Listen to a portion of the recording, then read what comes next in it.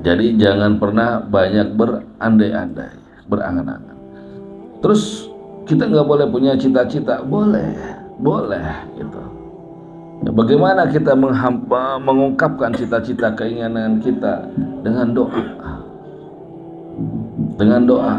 Jangan terlalu difikirkan dengan otak kita, dengan jalan kita, ambisi kita, lelah kita. Ya, tapi dengan apa? Dengan doa.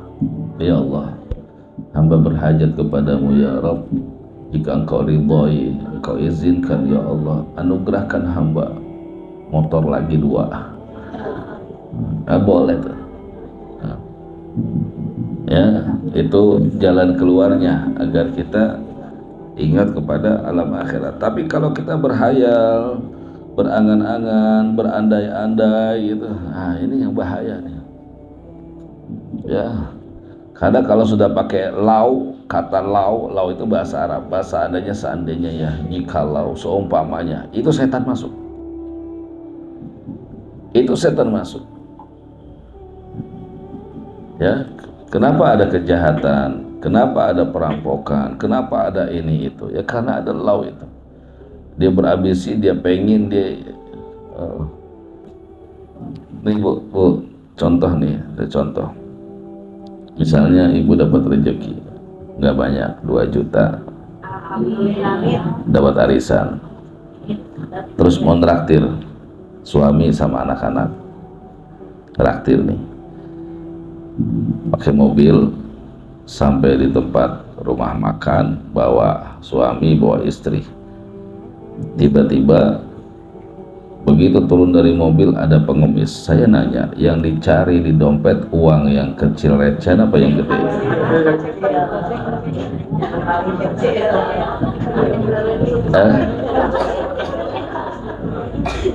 Mau makan nih, mau makan, yang dicari duit recehan yang kecil apa yang gede? Ya, itulah. Itu kan contoh saja. Ya, ini contoh saja. Ya.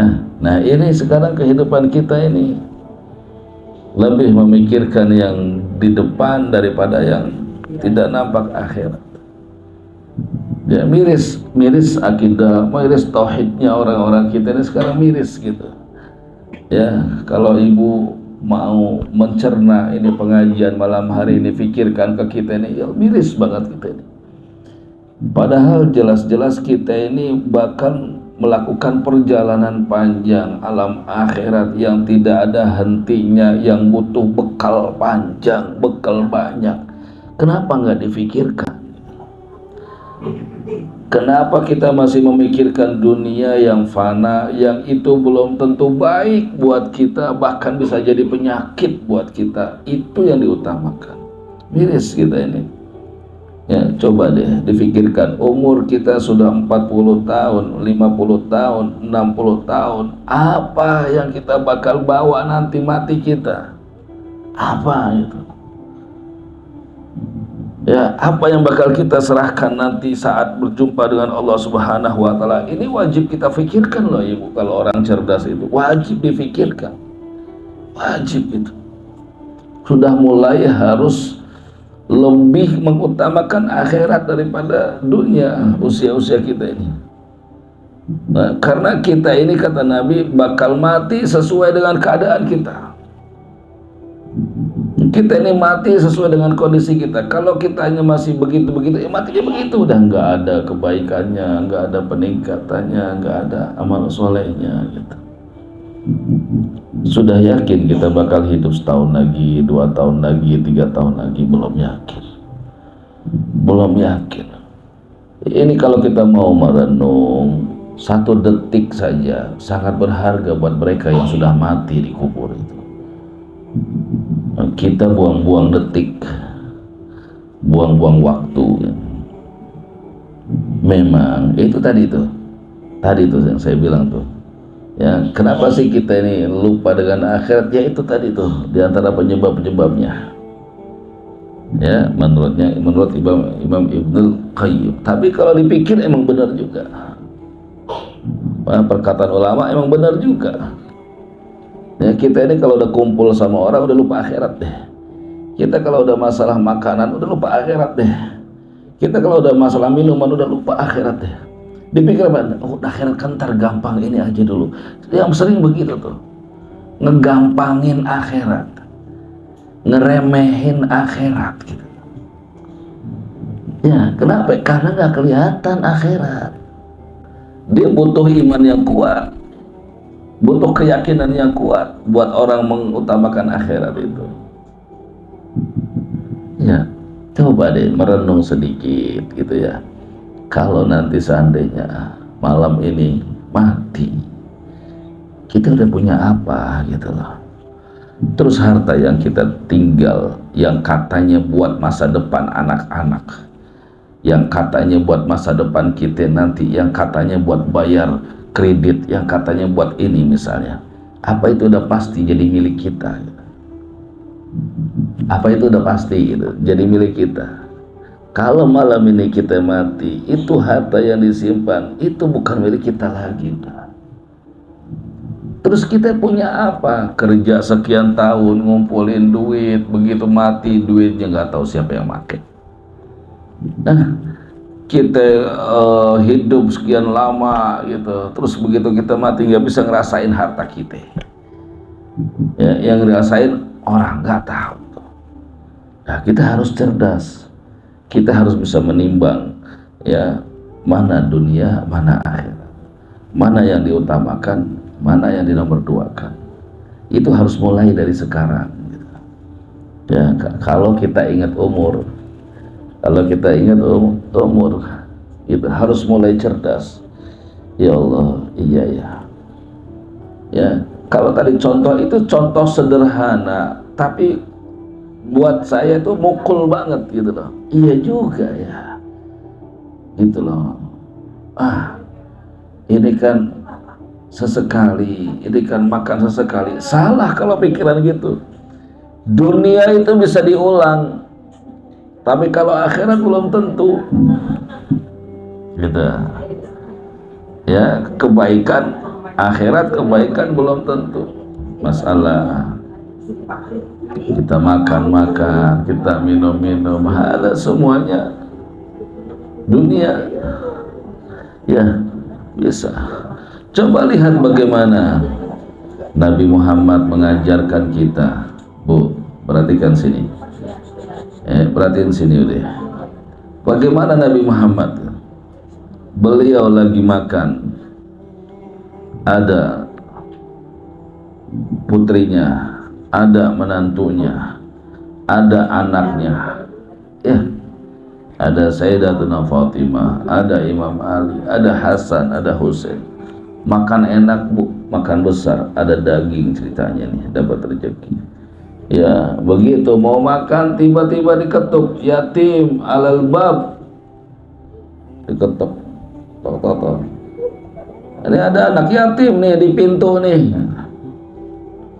Itu, padahal kita mau makan enak.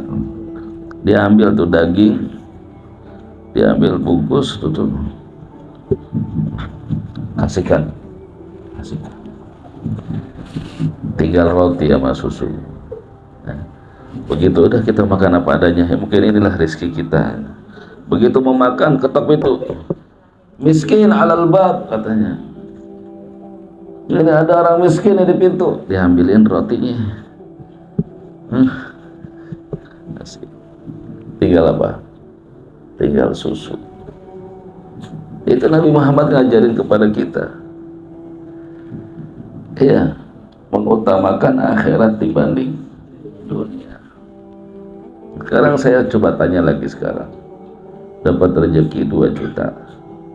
Terus pergi ngajak suami sama anak makan. Ya. Turun dari mobil. Begitu buka pintu ada pengemis. Sekarang mau dikasih yang mana? Yang recehan, yang kecil-kecil apa yang gede duit di dompet? Yang nggak ada dicari, yang nggak ada dicari. Kalau udah dijelasin masih nyari yang kecil juga, bahlul ente. Kalau tadi ente mikir ngambil yang kecil-kecil, yang ya karena belum paham. Iya juga ya.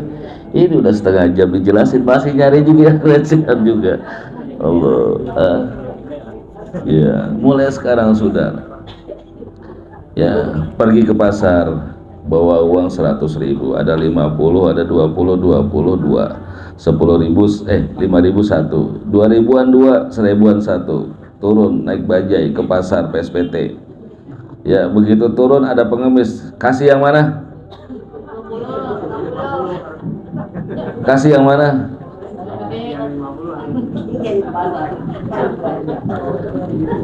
Nah itu dia makanya bilang satu nggak jadi belanja ya karena ente mikirnya makanan daripada akhiratnya.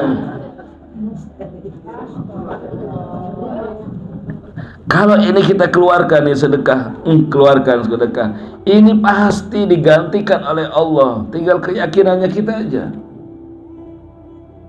Keyakinan kita. Ada dulu di zaman Nabi Musa. Lah, Sayyidatuna Aisyah juga pernah. Sayyidatuna Aisyah yang perempuan Aisyah beli apa namanya budak perempuan. Aisyah beli budak perempuan. Begitu masuk itu budak ke rumahnya, malaikat Jibril datang, ya Muhammad keluarkan itu perempuan dari rumahmu, itu ahli neraka. Jibril bilang tuh perempuan ahli neraka. Akhirnya diusir, keluar Aisyah, keluarkan ini perempuan. Kita disuruh keluarkan oleh Jibril, udah dikeluarkan. Gak lama kemudian terus datang Jibril lagi, perempuan udah keluar, datang lagi Jibril, ya Muhammad cari perempuan tadi yang kau keluarkan, sekarang dia sudah jadi ahli surga. Secepat itu sekarang dia sudah jadi ahli surga. Lu cari sama Nabi Muhammad, dibawa masuk lagi oleh Aisyah, dibawa masuk, ditanya sama Aisyah, ini gimana kok tadi suruh keluarin, ini masukin lagi gitu. Ini iya Jibril yang mengajarkan, yang memberitahukan seperti itu. Ada apa emang? Ini perempuan, saudara, waktu dia keluar dari rumahnya Aisyah dikasih korma 5. Di tengah jalan dia makan 3, yang 2-nya disedekahin sama pengemis, yang 2 butir disedekahin sama pengemis. Begitu, gara-gara sedekah 2 korma yang tadi sudah dinaskan jadi ahli neraka, sedekah 2 korma dirubah nasibnya jadi ahli surga. Itu orang cerdas. Kenapa? Dipastikan akhirat itu pasti. Akhirat itu pasti. Dunia itu belum pasti. Dunia belum pasti. Yang dimakan, yang tadi ibu mau makan, beli makan sama siapa? Sama anak. Itu bisa jadi penyakit, bisa jadi itu bahaya buat kita, bahaya. Belum tentu. Tapi yang ente keluarkan buat pengemis tadi, itulah harta kita, itulah akhirat kita, dan itulah keberkahan kita, dan itulah penyelamat kita, dan itulah banyak banget. Udah sekarang dirubah deh. Ya, semakin tua semakin dermawan. Ini semakin tua semakin pelit banget.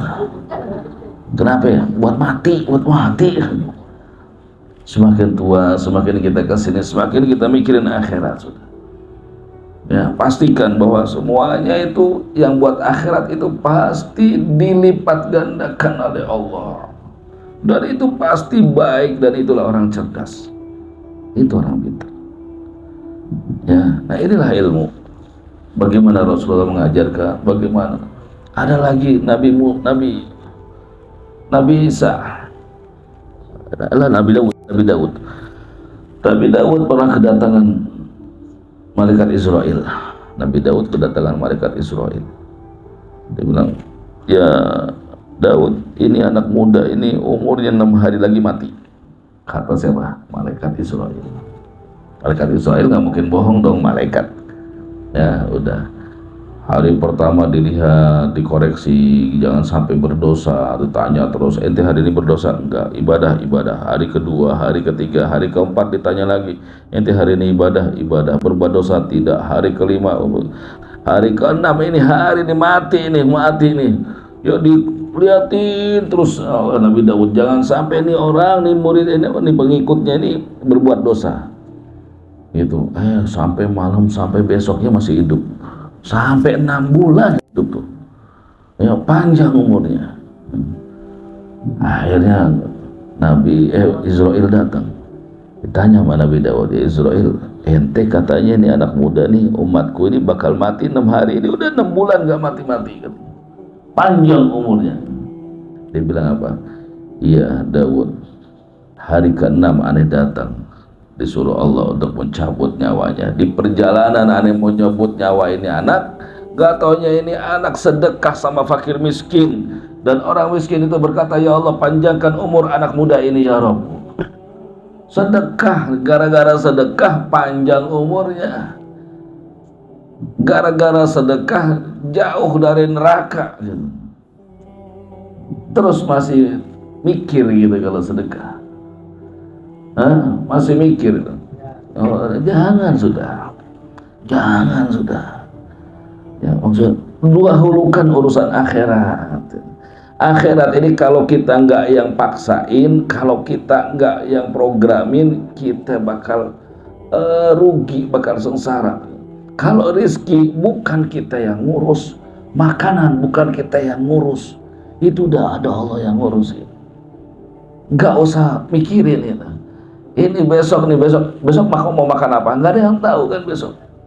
Ya, terus berangan-angan saya di kulkas ini sekarang ada makanan enak. Apa sih makanan enak sekarang? Di kulkas ada daging itu. Terus ente pulang terus besok apakah itu akan menjadi makanan kita? Belum tentu. Ya, yang kita pikir-pikiran belum tentu itu punya kita. Belum tentu. Kalau Allah sudah punya kehendak. Jadi sebelum kita baca kitab, saya pengen garis bawahi. Ya, saya pengen garis bawahi.